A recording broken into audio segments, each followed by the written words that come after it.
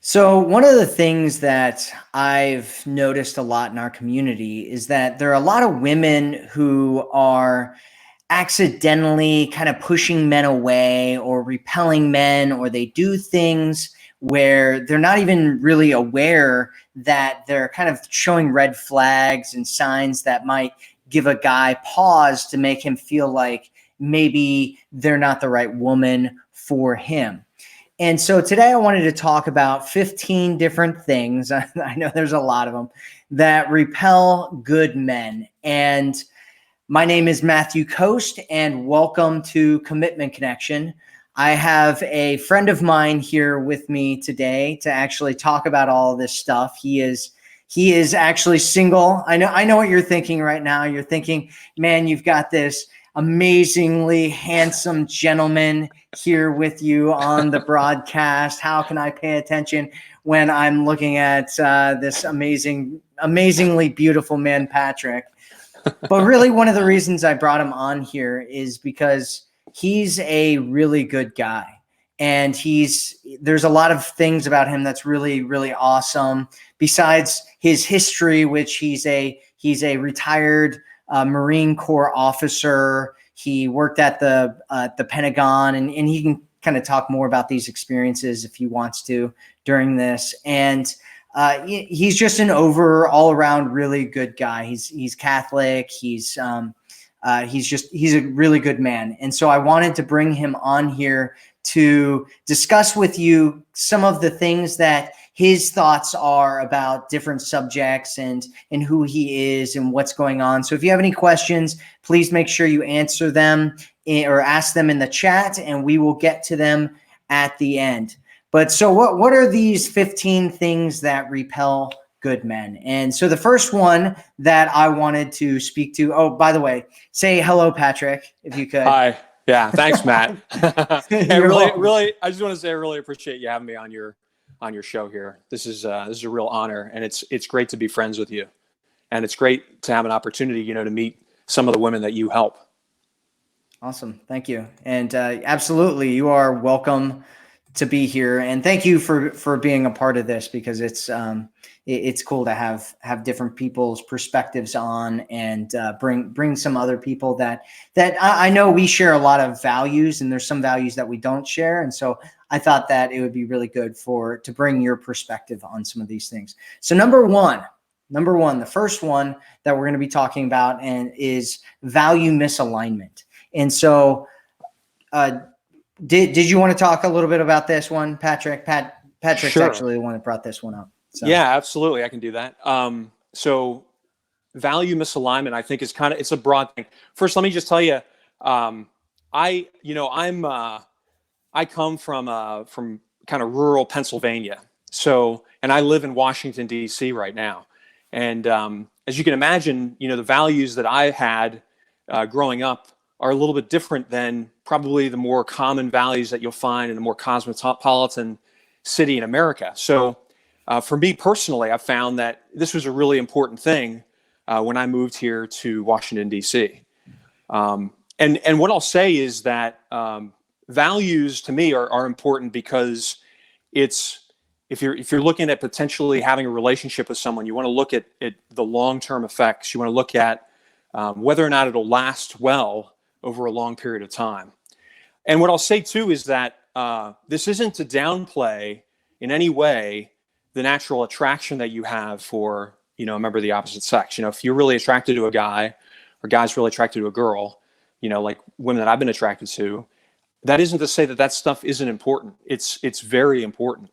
It's just that for me, I have to have both of them together, because if you have one and not the other, then it generally isn't going to work. And the reason why is because, you need to be excited about each other, but at the same time, you need to have shared values so that you're able to you're headed in the same direction. Does that kind of give a broad overview? Yeah, absolutely. And if we wanted to get a little bit more specific, values are things that a lot of times they're deal breakers, right? Like religion, or Sure. children, whether you want children, or whether somebody is in alignment with you in regards to health, right? doing things that are in alignment with health. For some people, that's a deal breaker. And so, where are the two of you growing in life? That's a really huge one that I've found, because if a man looks at a woman and he doesn't feel like the two of you can grow together and that you're going kind of in a same direction, so that at least, relatively same direction, can I even see this person in my long-term future or not? Yeah. And so one of the things Patrick talked about was finding a woman who's at the very least pursuing spiritual growth or spirituality. And Patrick's Catholic, although he was mentioning that it's not even necessarily that she needs to be Catholic. Is that right? That's right. Yeah. So, to kind of follow up on what you said there, Matt, something that's really important to me is that the woman that I would be in a relationship with would want to develop her relationship with God, or whatever she calls that, right? She may not necessarily call it God, but just kind of a higher power or a belief in that. And that's something that she wants to develop her relationship with, right? Her relationship with me is important, but I'm looking to her to also want a relationship with God and want to develop that. And that can be in a number of different ways, right? Meditation, prayer, doing, just works of charity. And so how everybody does that may be a little bit different, but at least putting a value on that, to me, is very important. And somebody who doesn't value that at all, that would be hard for me to be in a relationship with someone like that. Yeah, absolutely. For sure. All right. So number 2 is negativity. And so one of the things that I get sometimes is women that are just really kind of stuck in being negative. And one of the things that you have to think about is that negative people attract negative people, and it kind of repels everyone else. And don't get me wrong, right? We all have our problems, and most guys, they don't want to start pulling on your problems as well, right? And start like constantly hearing about problems all the time. And I've heard this before, and I've seen this for sure. And it's one of those things like, so Patrick, how does it make you feel when you're around a woman who's negative all the time? Okay. If I'm around, so let me just say that I could be on a date with a woman and she could say to me something negative, right? Like maybe she had a really bad day, or maybe just something didn't go her way. And I actually can be okay with that. Like if she just mentions something that maybe is negative when I'm just getting to know her, I'm okay with that, because that's something that maybe is just something that happened recently.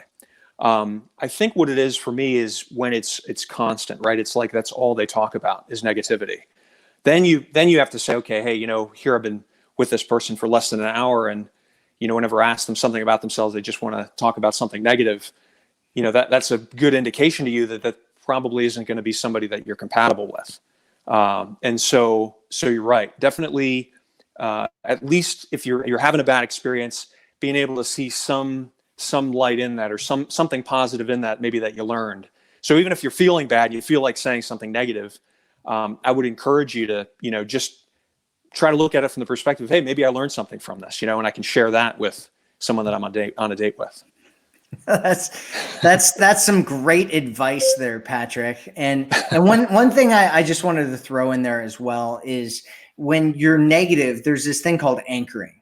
And if you're being negative all the time and you're constantly stuck in this negativity, even if you're around somebody who's also negative and they love negativity, what's going to end up happening is you're going to create an anchor with them where they feel negative when they're around you, and you feel negative when you're around them, and that's going to cause problems. And so every time you see each other, you're going to feel negative, and ultimately it's going to destroy any kind of relationship that you have with each other just because of that. Totally. And so number 3, moving on here. Number 3 is overly critical, putting him down. So most guys, they want to feel like they're doing a really good job when they go out on a date, like they're doing well. And so one of the things that I've kind of seen out there before, and there's kind of a cultural element to this as well, but there's this thing called like guy chick humor, right? Where sometimes women who are around guys a lot, they'll end up kind of developing this sarcastic tone about themselves. And they try to do this thing where a lot of guys, when they hang out, they'll like kind of bust on each other or whatever. And I've seen that women do that sometimes when they go out on dates, where they'll just like make fun of each other all the time. And for most guys, I don't think most guys want to experience that all the time. Like sometimes it's okay, sometimes, whatever. But if you're doing it all the time, it kind of turns into this thing where it's like, I think for maybe you can speak to this, Patrick, but I think for some people it's like, they feel like they can't even really open up because they're just waiting to be made fun of again. Definitely. Yeah. Good point you brought up, Matt. So I obviously, I spent some time in the Marine Corps and got used to a culture of, hey, we would bust each other's balls all the time, right? So kind of male on male humor was almost constantly making fun of each other. I would say as a general rule, like when I go on a date and if a woman busts on me, I'm okay with that. Like I kind of think it's fun and funny. And I'll kind of maybe banter back a little bit with her and see where she's at, but I would think that if you're going to do that, you should be willing to accept that kind of humor too. Like don't be ball busting and then at the same time, feel like you're really offended if somebody tries to tease you back. Because it just creates a dynamic where it's a little bit difficult to communicate. I would agree with you too, Matt, that if I'm out with a girl, or if I'm getting to know her really well, even if I've gone on several dates, if the ball busting is constant, it can be fun, but it can be a little bit shallow too. It's like it's constant humor or constant sarcasm, and at some point you're going to have a real conversation with them. And so that's I think follows up well on your comment about not always using this kind of humor, because it's okay. It's like a spice. You want to kind of throw it in there every now and then and have fun with it. But when it's constant, it's kind of overdone. Yeah, for sure. All right, let's move to number 4. Number 4 is expectations and mind reading, which is, we were talking about this a little bit earlier, and it's kind of a more kind of wide base of things, but thinking he should know what you want to do or how you work or what you think he should be doing, right? Every woman has different, I hear this all the time where women will say things like, men know what they should be doing, they're not doing it though, or, whatever, right? And it's kind of one of those things. We all have unique personalities, our own likes and dislikes, our own expectations and stuff about how we want to experience the relationship or a dating experience. What do you have to say about this, Patrick? Okay, so this is actually one of my favorites because I can tell you that without a doubt, I do prefer to date women that tell me how they feel right away. And by that, I'm saying that if something comes up on their mind, they're going to tell me immediately, including if it bothers them. And while to some guys, and even to me sometimes, it can be a little bit irritating, and that's okay. I find that much better because the lines of communication are open and she's getting it off her chest right away. She's telling me right away. Because the opposite of that is kind of bottling it up. I'm not going to say anything because I don't want to upset him or upset the apple cart. And then it kind of builds over time. And then there's this maybe resentment or anger that builds over time. And then it comes out at some point, and it's something that takes a lot more time to recover from. Instead of just bringing it up right away, where we can address it immediately. And, if I said something maybe where I came across, offensive or something, I can apologize right away, or the same for her. But I just feel like communication is so important. And when it breaks down too, the willingness to repair it, right? It's like if there was a misunderstanding, just the willingness to say, you know what, I'm going to give her the benefit of the doubt, or I'm going to give him the benefit of the doubt, and say, I could see it that way, and be willing to say, hey, let's really repair this, let's fix it and move on, not to dwell on anything that really either wasn't intended or is easy to fix, if that makes sense. Yeah. Open communication. I mean, it's one of those things where I hear this a lot in our community where women are like, oh, okay, she's like trying to figure out what a guy means, or she's trying to like figure out these clues, or they'll be like, okay, what's he trying to tell me? And it's like, right. How about you talk to them. You know what I mean? Have you tried talking to them about this? Right. You know, and Right. it's one of those things, you know, we can play, you know, private detective or whatever, you know, private eye, and, you know, look for clues and try to discover what's going on and make up all these stories about it and all this kind of stuff. Yeah. Or we can just like talk to each other like human beings and Right. figure out what's going on, you know, and Yeah. I found that that's far more valuable to relationships, to me, to everybody. When we Definitely. do that. You know, All right. something, Matt, something I can Yeah. add to that real quick was, I think generally culturally, there's a little bit more of a stigma attached to a woman being upfront about something than a man being upfront about it, right? Because you know, women, it's as if they can't just come right out and say something. And I would say that, especially if you're already in a relationship, it's good to do that. And even if you're not, even if you're just meeting someone, if you like a guy, ask him out. You know, don't feel like he has to ask you out. If you know, or if you make it clear to him that you're interested in some way, even if you aren't directly asking him out. You know, if you're not comfortable with doing that, just make it, you know, clear to him that you're interested, and that'll definitely, you know, if he isn't too much of a, you know, of a dunce, he'll be able to figure out whether or not, you know, you're interested. And, yeah, I've been plenty of times where when I was younger, I didn't get a clue, you know, so that's from experience. Trust me, I totally know. And I talk about this a lot, right? It's the attainability thing, right? A lot of women, sometimes they're so kind of caught up in leaning back and, you know, not showing too much interest and all this stuff, that what ends up happening is that the guy doesn't even realize she's interested in him. Exactly. And so he's like, oh, I thought you weren't interested, and that's why I didn't ask her out on another date, because I had no idea she wanted to go on another date. And some women, and we're going to talk about this a little bit more in a minute here, so I'm just going to keep moving forward. All right, so number 5 is never happy, right? Nothing I can do will ever make you happy. And I mean, there's a whole lot of reasons why this is kind of a bad thing. And one of the big ones is that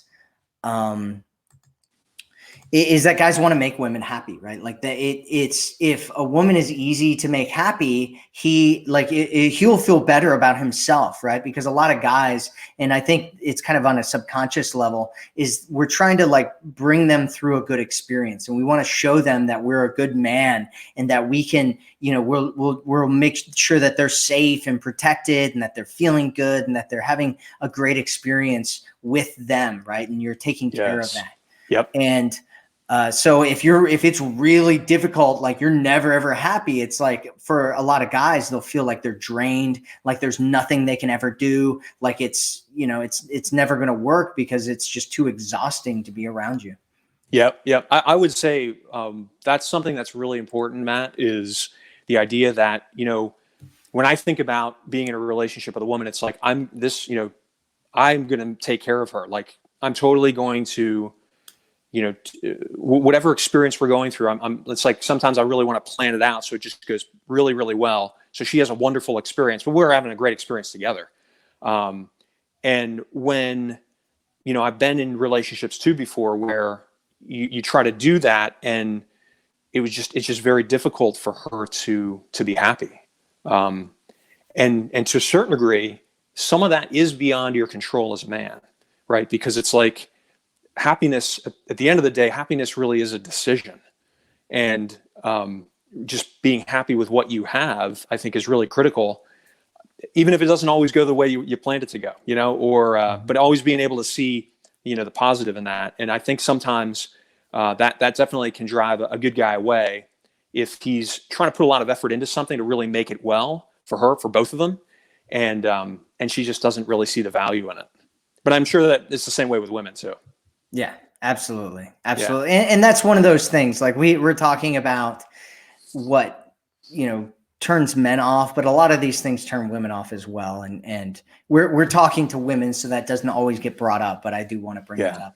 Also, I just wanted to mention too, that if you're interested in learning more about Patrick, there's a link above or below this video right now, depending on where you're watching it, where you can check out what Patrick's doing right now. He does financial advice, and he helps people with different investment strategies and stuff like that. If you're interested, you can go check out his website and learn more about him and what he does. So there's that. All right. So also number 6. So we're on number 6, and number 6 is she needs to be right. Right. Huge turnoff. Fighting to prove that she's right all the time, getting stuck on something just to show that she's right. And really, more than anything, this is kind of a maturity thing. And I think not necessarily the older you get, but the more mature you get, the more you realize that you're probably wrong a lot. Right? I used to think I was right all the time, and then Right. reality started hitting me, and it was like, oh yeah, I guess I'm not right, and it can be hard to like let go of that, right? It can be really difficult, which is why it's such a maturity type of thing. Absolutely. So. Yeah. Something that I remember when I learned it several years ago, but I didn't really take it to heart until a little while after that, was seeing value in conversation kind of for its own sake, right? Like I go into a conversation or into a discussion or even a spirited, debate with someone looking to learn something. And I really want to challenge, I really value someone who is open to learning and is open to challenging their beliefs, because I'm open to challenging, mine. And I want to hear what someone has to say, even if it's something that I may kind of right off the bat feel like I disagree with. I'm still going to listen to them, especially if I'm friends with them or I care about them. I'm going to want to hear them out, because if they believe very strongly about something, I want to hear them. But I always remember the principle, what was it? It was, it's what's right. It's not who's right. And it kind of always stuck with me, because I said, you know what, that's a really good principle to live by, because then when I sit down and have a discussion with someone, it's more fulfilling. It's like, okay, I can be wrong. I can be wrong a lot. I probably be wrong most of the time, and still you gain so much value when you open yourself up to the possibility of being wrong, that when you're with someone who can't be that way, it's just difficult to have a conversation. You can still gain value from a conversation with them, but it's just more difficult. Yeah, for sure. But it's I mean, I could talk about that all day long. So we'll just move on to the next one. All right. So trying to lock him down way too early. This is number 7. Trying to lock him down too early. So I've seen this one in so many different forms rear its ugly head. And one of them is like talking online, but you want to be exclusive already, right? Like you guys are just talking online, and the woman's like, well, I don't talk to more than one person at a time. And, so you better, and it's like, I've had women tell me that they were ghosted by a guy, and I'm like, well, how much, did you talk to each other? And you're like, oh, well, he asked me a question online, and you're like, was that it? Was that the whole thing? She's like, yeah, now he ghosted me. And you're like, oh, okay. So, what I mean? It's like, is that even ghosting, really? Or like 2 weeks in and you're asking him what you are to each other, or trying to put a label on him too soon. That can it can just come off as really desperate, really clingy, really like you don't see your own value, and like you're so desperate to get some guy in this spot of my boyfriend that you're like just grabbing him and putting him there. He broke up with me on Instagram. I was expecting it on Facebook. Right. Exactly. Yeah. Matt, it's I think it's a good point to bring up, because I'm trying to think here. If I met someone that I really like, and even if a couple weeks into it, they may mention some things about potentially a relationship, that wouldn't drive me away. Like just them bringing it up wouldn't drive me away. But what I would say is that if they're, like you're saying, if they just met you online and your online communication is the only thing you've had, or if you've met and gone on a couple of dates and they're immediately, I guess, maybe trying to become a little bit controlling, that could be an indication of a problem. And it's not necessarily that it would drive me away right away, but it's kind of an indication of, is this person, are they happy being alone by themselves already? And that's something too that I think I look for is this person happy with their life already? And if they're not, like, do they need to be in a relationship in order to be happy? Because if they have to be in a relationship, that probably isn't good for either of you. Right. Yeah. No, and one of the things I wanted to point out that Patrick just said here was he was talking about like bringing up this conversation of what she's looking for. And notice how notice that he said that he wouldn't be totally turned off if you were talking about the fact that you were looking for a relationship.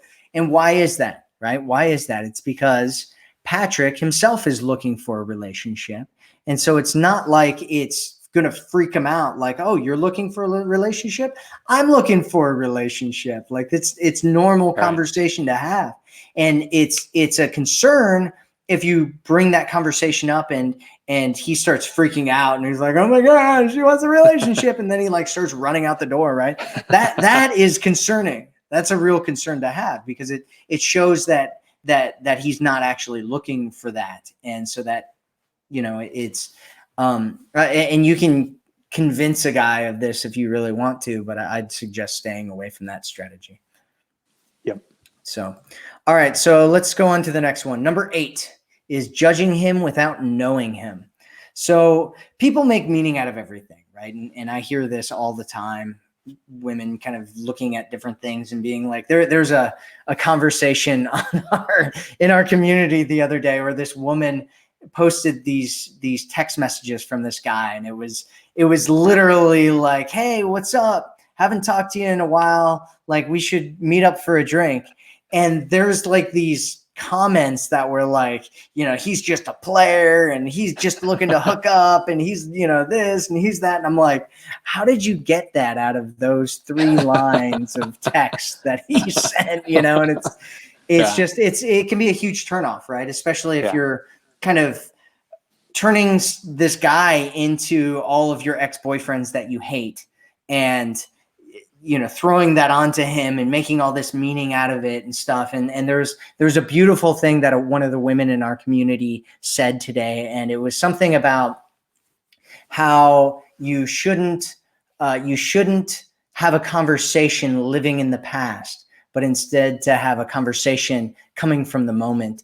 And what she was talking about was how a lot of people will drag their past into their conversation and then just judge people with it. And it can just be a massive turnoff.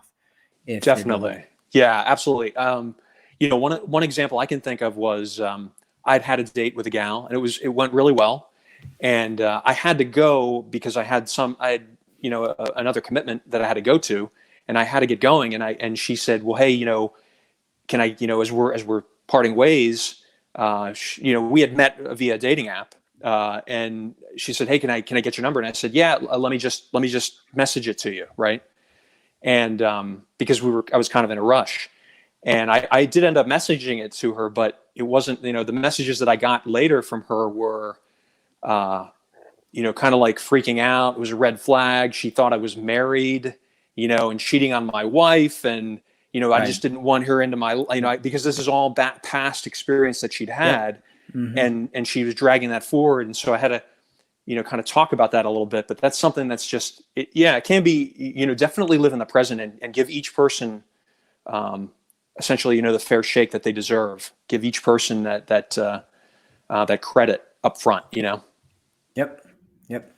Absolutely. That's that situation that you just mentioned. I've heard so many different women mention Sure. something exactly like that, right? They're like, oh, this happened, that means, and then they go into that meaning making thing where they're talking about how he's married and he's cheating on his wife and he's got, 4 different flings that he's hooking up with. And it's all like, what are you talking about? So, all right. So number 9 is you're pretty, but you're not interesting. I know first off, I want to say none of the women in our community are like this, right? The women in our community are the most beautiful, interesting, amazing women that you'll ever meet in your life.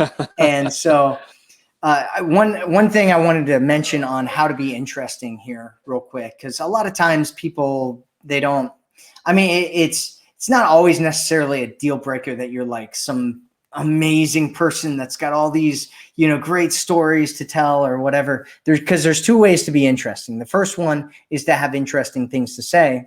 Mm-hmm. And the second one is to be interested in him, right? Mm-hmm. Interested in another person, becoming curious.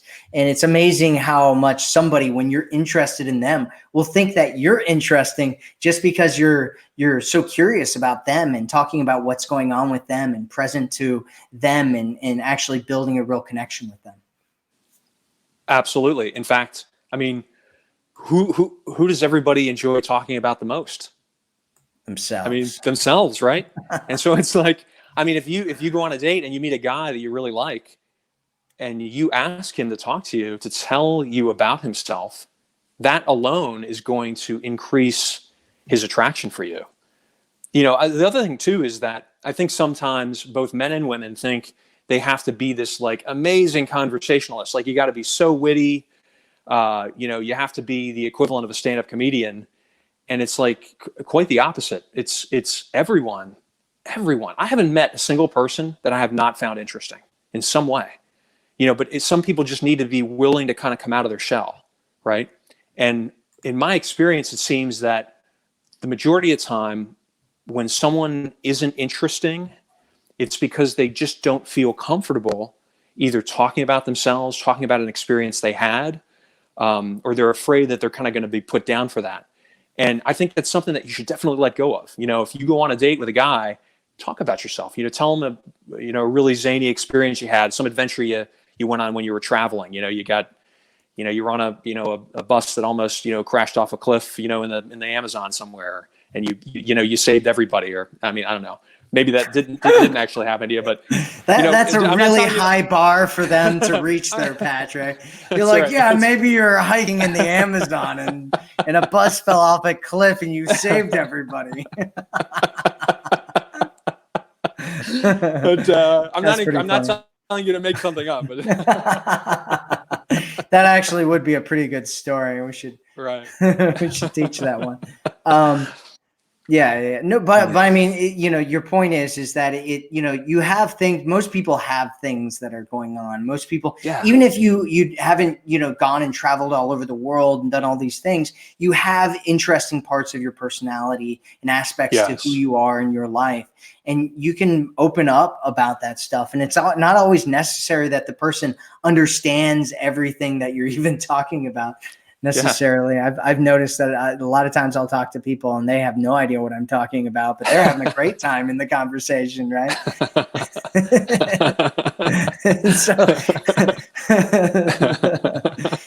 All right, maybe we should move on to the next one here. All right. All right, so number 10 is you're unattainable, right? Not approachable. You reject men and then saying that he's not man enough to continue pursuing you. I've heard this a lot, right? Or he doesn't feel like he can actually win you over or get into a relationship with you. And this is what we were talking about before with the one where you actually tell a guy that you're actually interested in him, or you give him some clues, or you let him know in some way. And I saw some women post in the comments, they're like, oh yeah, if I tell him he's interested, then he just disappears and I never see him again. And it could be that you're doing something different than what we're talking about here. A lot of times I'll say, like, show a guy that you're interested in, a woman's like, all right. And then they write him like this 5-page love letter, professing how they want to be together for the rest of their lives and all that kind of stuff. And it's like, that's not what I was talking about. Oh man. Yeah. I mean, and the same goes for guys too. I mean, it's like, I really think it's important that both men and women, make themselves approachable and attainable, because, if you're not, then a lot of people, a lot of great people, even if you don't end up being in a relationship with them, even if you just end up becoming friends with them, or they're a connection of some other kind, that brings value to your life. I mean, how incredible is that? It's like I often think to myself, if I can make myself more approachable, that's going to only increase the value in my life, because I'm going to meet more people and potentially, meet more people that are not only are going to bring value to my life, but I'm going to be able to impact them positively too. Because that's something that I'm really passionate about too. And that is, not just in my business, but also in life in general, is, really taking care of those that depend on me. And it really does bring a lot of value to me, and I know it does to other people too. So for women in particular, if you can make yourself more approachable, right? And even if that means making eye contact, smiling, just really simple stuff to make it to appear to the guy that you're interested in, hey, it's an invitation for you to approach me. You can do a lot without you necessarily having to put a lot of risk out there, if you will. Mm-hmm. Well, and I know we're going to get some pushback on this one, because there's going to be some women that are like, oh, I get approached all the time. There's going to be some women that are like, I don't want most guys to approach me and all that kind of stuff. And that's fine, and sure. There's definitely a lot of different situations out there, depending on who you are and what your situation is and what your experience is and what kind of a town you live in. And I mean, there's real kind of restrictions and different things for every single person. And so it's one of those things where whenever you're listening to some of the stuff that we talk about, you have to think about it in your situation as well. So it's not necessarily blanket, you should be approaching dudes, right? Or chasing dudes or whatever, right? If you know my stuff, you know that I don't teach that anyway, and that you want to have a man invest in you, and you want to have him approaching you and moving towards you and all that kind of stuff. And at the same time, you can also give him indications that you're interested in him, so that he'll keep doing it if he's a good guy and he likes you. The only guys that will continue to pursue you when you try to stop them and you reject them and all that kind of stuff are guys that are really aggressive.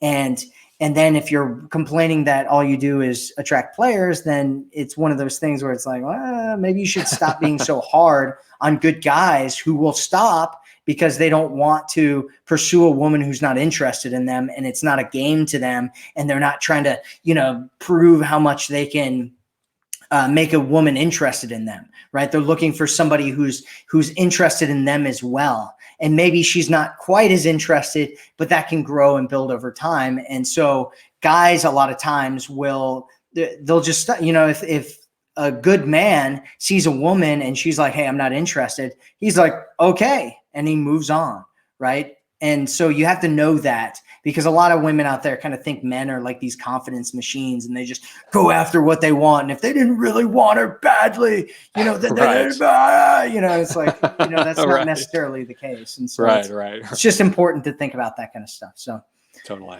All right. So let's move on to number 11. Number 11 is immaturity, right? And so Patrick actually came up with this one. And so we're kind of talking about a woman that just kind of takes, and the different levels of like somebody in a relationship. And usually there's kind of like this level at the bottom where somebody's just like a taker, and they get into relationships just to take and take and take and take, instead of growing and building something and giving and taking responsibility for themselves and the relationship. What did you want to say about that, Patrick? This, I think, is something that escapes a lot of people, and that is that, and not necessarily for a bad reason.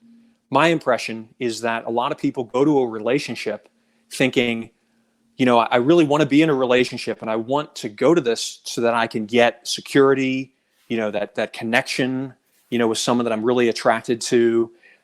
They're thinking a lot about what is it that they're going to get from the relationship. And I, by no means, am trying to say that you are not going to get from a relationship. You're going to get wonderful stuff from it. And I encourage it, and I think it's awesome. However, one of the things that's important to me when I'm evaluating whether or not, I'm going to be with someone long-term, is, are they primarily coming to the relationship to get something, or are they primarily coming to build something? Because if you're coming in with the attitude of, I'm coming here to get something, primarily, as soon as there's any kind of dissonance and problem, it's going to be a lot easier for them to say, this isn't working, I'm just going to leave. And the challenge with that is that if you really want to invest your time in someone and build something, if you go in with the thought process of, hey, I want to give to this, and I want to enhance this person's life, because that's kind of the attitude I have when I enter a relationship. I say, I want to improve this woman's life. How do I do that?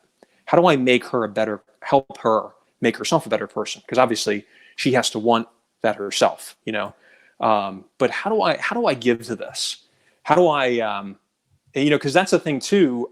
I feel like maybe to a certain degree, the term love, right? It's thrown around a lot, and love is a feeling. It's that butterfly feeling that you have. Again, I'm not trying to say that the feelings of passion aren't incredible and great. They're awesome, but I really think of real love as commitment, right? It's a decision, day in and day out, that I am going to continue to love this person this day, and then I'm going to do it tomorrow, and then I'm going to do it the next day. You're doing it on a continuing basis, and you're doing it to the point that you build something that becomes incredible. And it's something though that's built over a long period of time, and it takes patience, and sometimes it's not easy, but your commitment to that is really what makes it work. Absolutely. Absolutely. Beautifully said there, Patrick. That was like poetry. It's like poetry. All right, so let's move on. Number 12. So lacking confidence, huge turnoff. Constantly, the way that I'm kind of defining this one is constantly fishing for compliments or reassurance that you're okay or that you're what he wants, right? Like, am I really who you want to be with? Are you going to leave me? That kind of thing. Right. It's just, it can get exhausting for a guy to experience that and listen to that and have to hear that over and over and over again. It's like, yes, you're who I want. Yes, I love you. Yes, I want to be with you. Yeah, right. And it's painful. It's just a painful thing to experience for a guy. Right. Did you have anything you wanted to say to that, Patrick? I like the microphone in the face. That was cool. Trying to keep it interesting. Yeah, I would say, it's if someone, lacks self-confidence, like if I'm dating somebody and they were a bit lacking in self-confidence, I can deal with that. Like, it's okay. I think the problem comes in where they're so lacking in self-confidence that they're just incapable of really functioning on their own without you being there encouraging them, right? Because then it's like, if you're going to have a family together, I can't be, it's like, you're together, and, here I'm kind of bringing up kids too, obviously, which isn't necessarily what all women in here are looking for, but I'm just bringing it up kind of from my perspective, right? Like, if I'm going to have a family with somebody, then, sometimes I like, am I trusting this woman with my children when I'm not there, And so it's a lot about trust too. And confidence it's more than just saying I can do it, right? It's, or needing reassurance, but it's actually following through on what you say you're going to do. It's about trust, Yep. So. No, absolutely. Absolutely. Great points. Great points there. All right, let's move on to number 13 here. So 13 is emasculation. And so these are things like telling him he's stupid, seeing all the things that you don't like in him, demanding things from him, refusing gifts from him, belittling his job, belittling his income, always rejecting his advances, asking him for help and then doing it your own way, talking down to him in public, micromanaging what he's doing. I could probably do a whole video on emasculation if I really wanted to. But it's just one of those things, like there's kind of this thing in America right now where it's kind of become cool to kind of like make fun of men and like dog on men. And I keep hearing it. Like, I keep going to these conferences and personal development seminars in the States, and I keep hearing people like making fun of men. And I'm just like, oh, it's just so cringy every time I hear it. And most guys, they don't want to experience that, unless a guy's really low self-esteem and he's like, yeah, I am kind of a pathetic human being, unless he feels that way, he doesn't want to hear you making fun of him all the time. Yeah. Like we said earlier, the banter is fun, right? But that's good humor, and that's done in good taste. But if you meet someone, no woman would want this either, right? If a guy was really critical of a woman, like, why would she want to hang out with him? Right. And the same goes for a guy. Like, if she's just being negative constantly or telling him stuff and just constantly dissatisfied, then it's just a drag, And so, dating and relationships need to be fun. And so, sure, there are times where things don't necessarily, go the way you want them to. And you should always, I think it's always important to be honest. But, honesty can be couched in charitable ways so that you're not necessarily tearing the person down, even though you're telling them how you feel. Right. Absolutely. Absolutely. For sure, for sure, and the emasculation thing kind of encompasses more than just kind of tearing them down and stuff. But it is, and everybody wants to be appreciated, everybody wants to be loved, everybody wants to feel good about themselves, and just belittling people or making fun of them, especially men, in terms of things that make them feel like men, which a lot of people kind of do because they know that it hurts, and it's kind of become this okay thing. I'm not gonna harp on that anymore. Let's move on. So number 14 is arguing about everything, and so every conversation turns into an argument, and you're just constantly arguing back and forth about everything all the time. I don't know. Have you ever experienced this before, Patrick? You know, it's interesting. I have experienced it a little bit, but as a general rule, most of the relationships I've been in have not had a lot of like really big fights, big arguments. I will say that I think my impression is some guys and some women maybe enjoy it a little bit. It kind of gets the passion going for them a little bit. Mm-hmm. And so there are guys that really like women who are a little bit that way. I can say for me personally, I tend not to, right? So I get along a little bit better with women who are a little bit more even keel. And again, everybody has their moments, and everybody goes through emotions. So I'm not saying that I've never had an argument, but I have been in relationships before where there was a lot of argumentation, a lot of challenging, and while that can be a little bit fun, for me it kind of gets old really quick, and so I would say that's something that I'm not attracted to. But again, that's me. I'm not necessarily speaking for all guys. Right. So. I mean, it's one of those things. I don't think it's very healthy either. If you're looking for a healthy relationship and being in a healthy relationship, I met a girl one time several years ago where that's what it was. Is we were just arguing all the time, and she was at one point. I was like, I'm done. I don't want to talk anymore. And she was like, Are you serious? And she's like, Are you saying you don't want to date me? And I'm like, why would I want to date you? All we do is argue every single time we talk. Right. All the time for hours. Like, why would I want that? Like, well, who wants that? That was you were trying to explain to her why you were right, Matt? That's exactly what it was. That's exactly what it was. All right, and then let's move on to the last one, and then ask some questions. Get a couple questions in here. So number 15 is social media stalking, and this is liking every post that a guy has, or posts that he has from a year ago, or whatever. Or one that I've seen a lot in our community is the Facebook or whatever messenger will say that he's online. And so you message him asking why he's not talking to you, or if he's talking to another woman right now or something like that. And every time I see that, I like a little piece of me dies inside, because it's so cringy. And it's like, oh, don't ever do that again. Right. And one of the things, Patrick is actually one of those guys that's not on the internet very much. He's like, his like social media is like non-existent, right?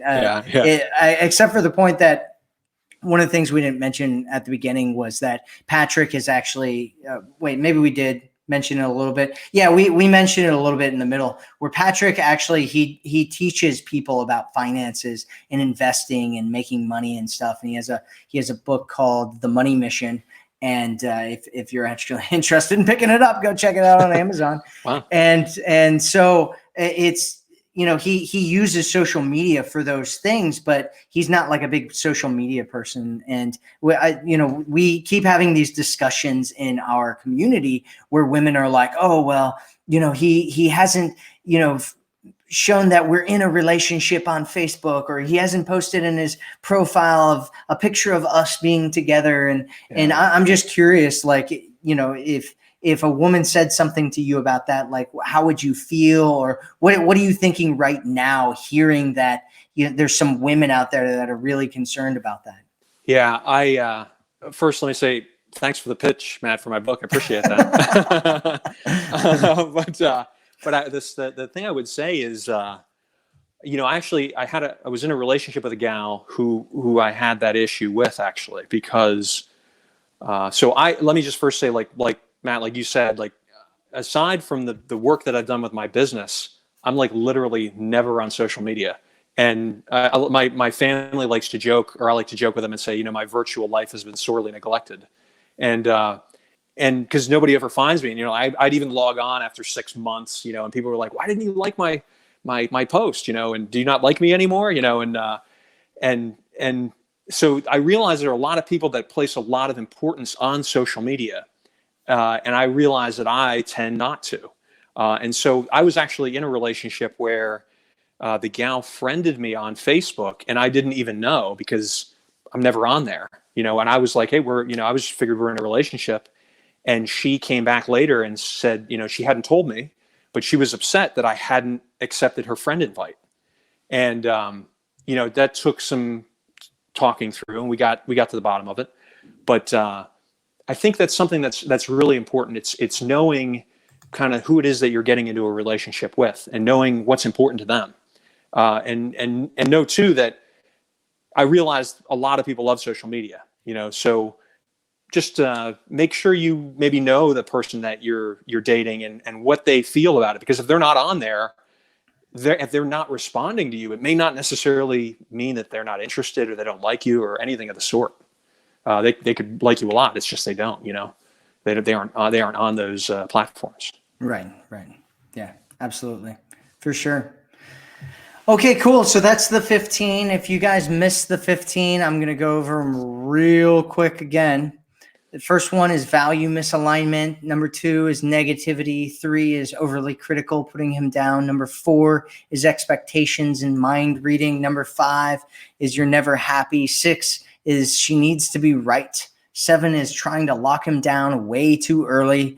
8 is judging him without knowing him. 9 is there's nothing, you don't have anything interesting going on in your entire life. Number 10 is you're unattainable. 11 is immaturity. 12 is lack of confidence. 13 is emasculation. 14 is arguing about everything. And 15 is social media stalking. All right, so we're going to go through a couple of comments here, and then we will call it a day. And so what do we got here? All right, so Maria says, Patrick, do you have a girlfriend? I don't have a girlfriend actually at present. And if you're looking at this beautiful piece of man meat over here, and you're thinking, man, would I love to date that man? You could always go and check out his website. There's a link above and below this video to go learn more about Patrick and what he's doing in his life.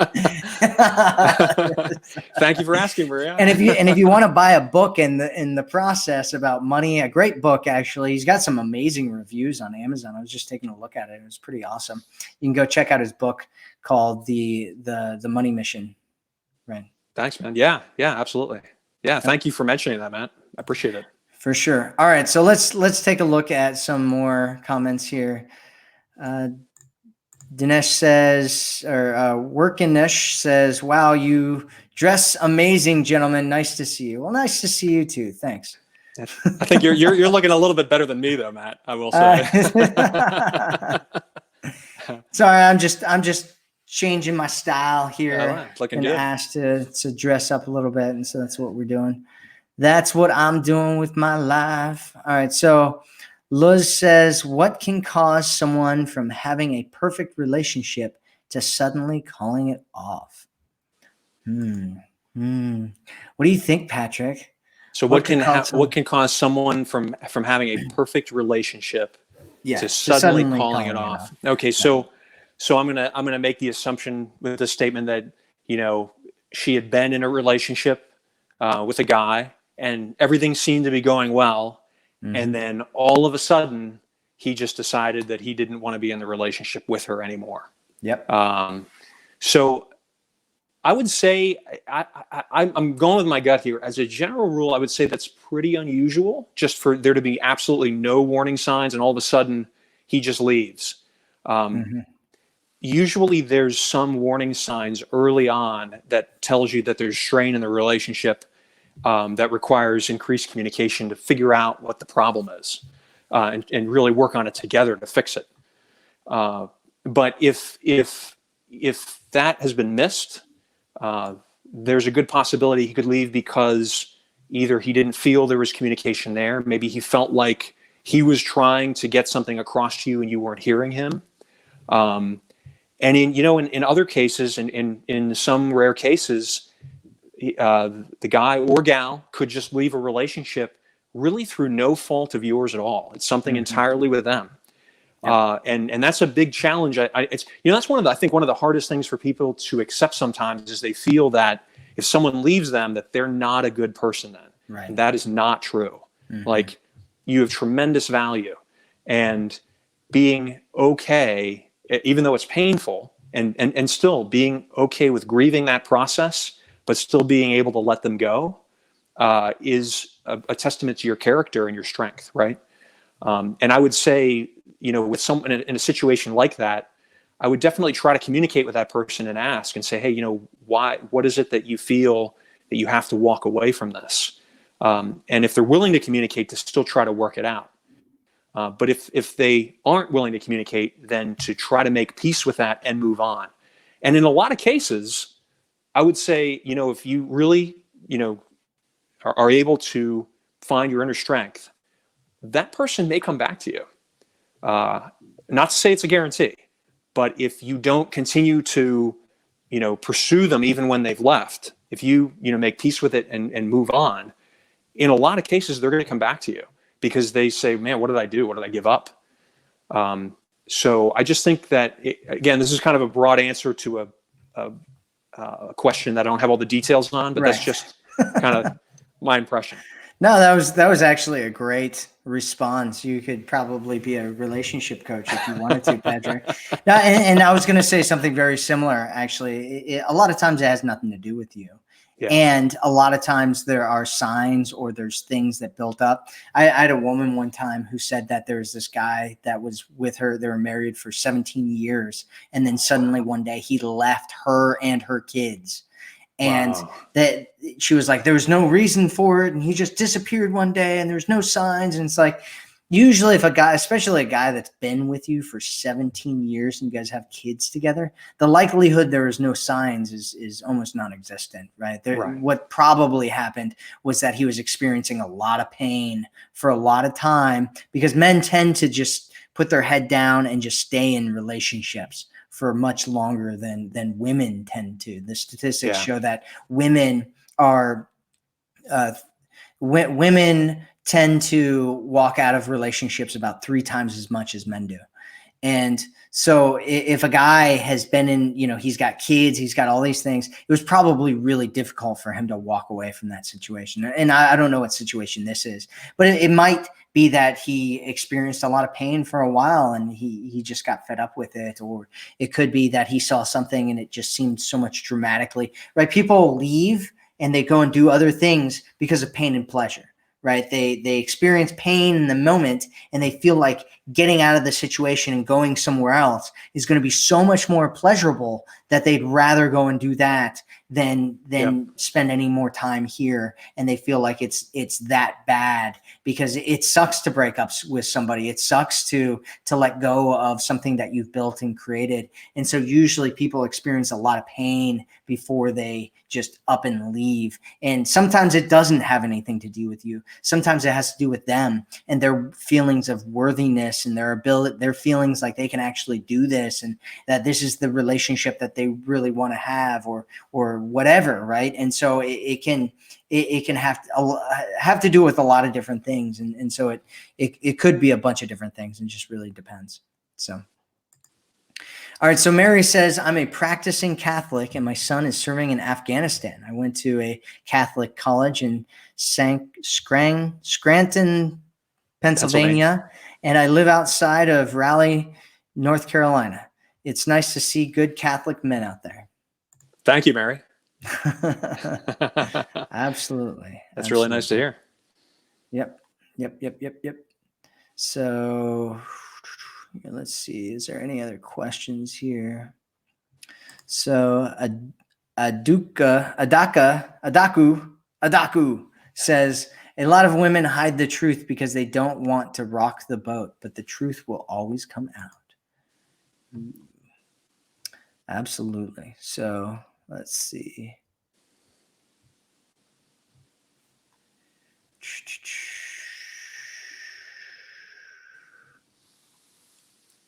Great Fortune Cookie Wisdom says no woman should ask a man out.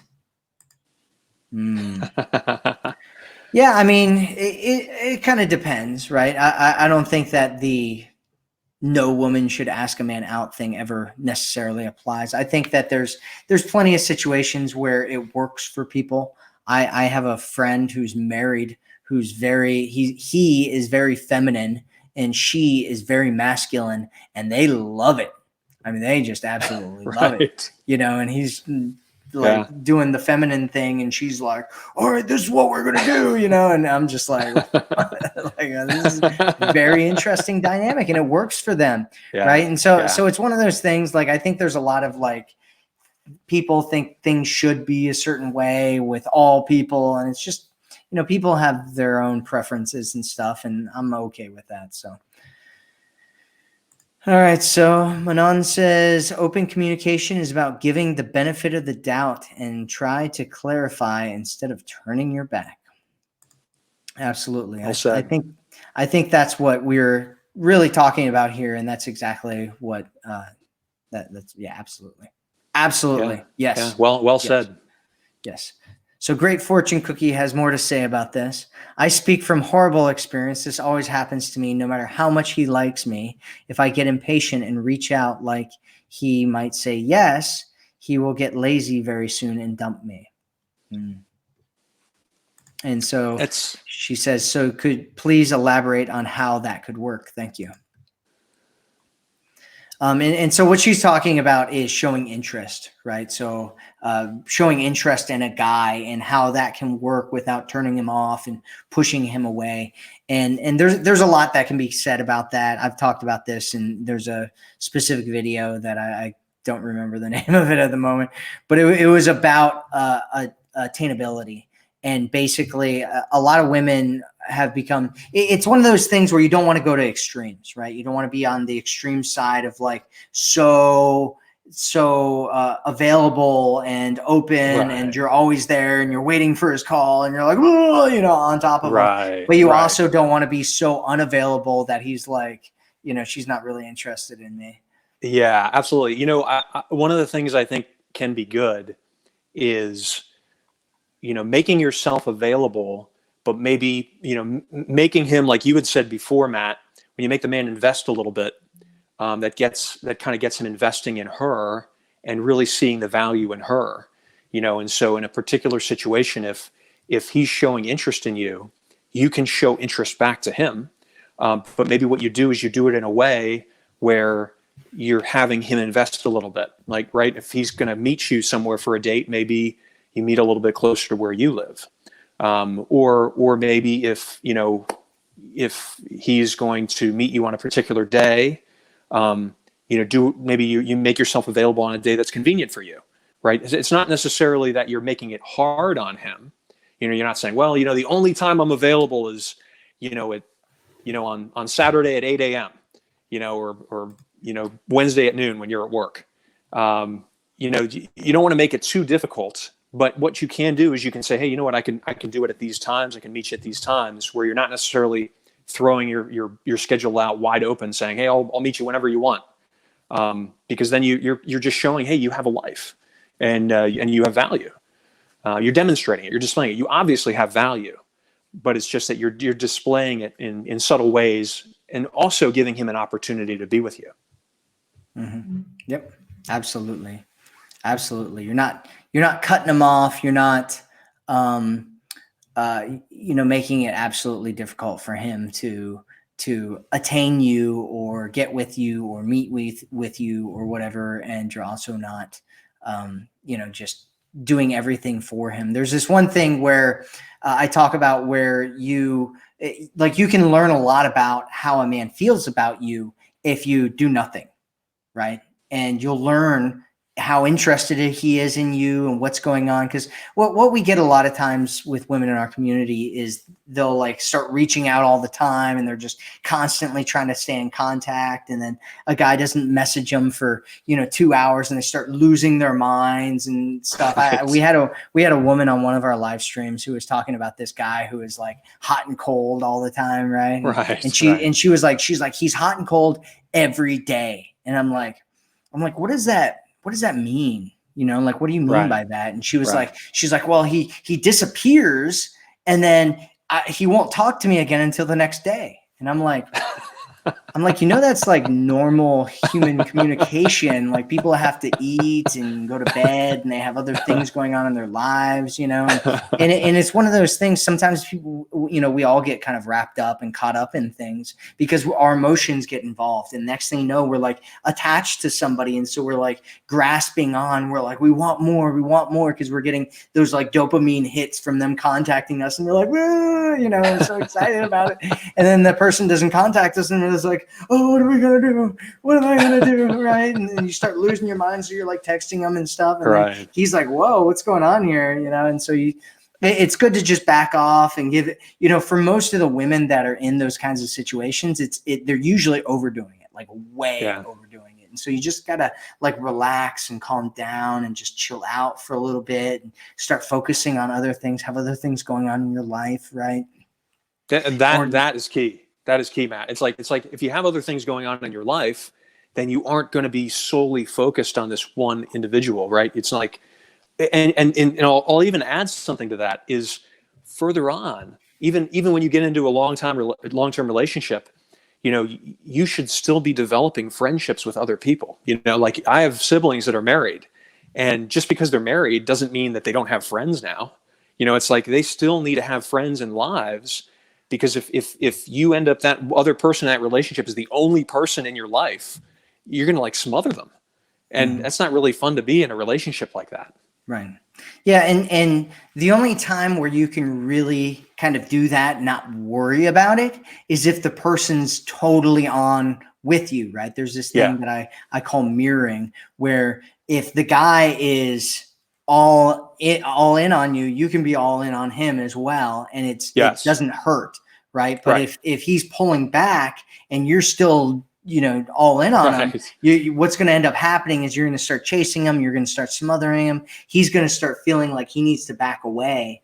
And you're just going to put yourself into a situation that you don't really want to be in. And so, that's it. All right. We're going to end it here. So thank you everybody for being here. If you see this wonderful hunk of man meat over here, Patrick, and you're like, man, I'd love to learn more about this amazing, high quality stand-up guy, you can always check out his website above or below this video. There should be a link there. You can go learn more about him and his book and what he's doing in his life. And so thank you so much, Patrick, for being with us here today. I really appreciate you coming on and talking with us. Yeah, thanks, Matt. I appreciate all your compliments and as well as just the opportunity to maybe help out some of the women that are in your following. And I think this is just a great opportunity for us to have a conversation. So thanks for having me.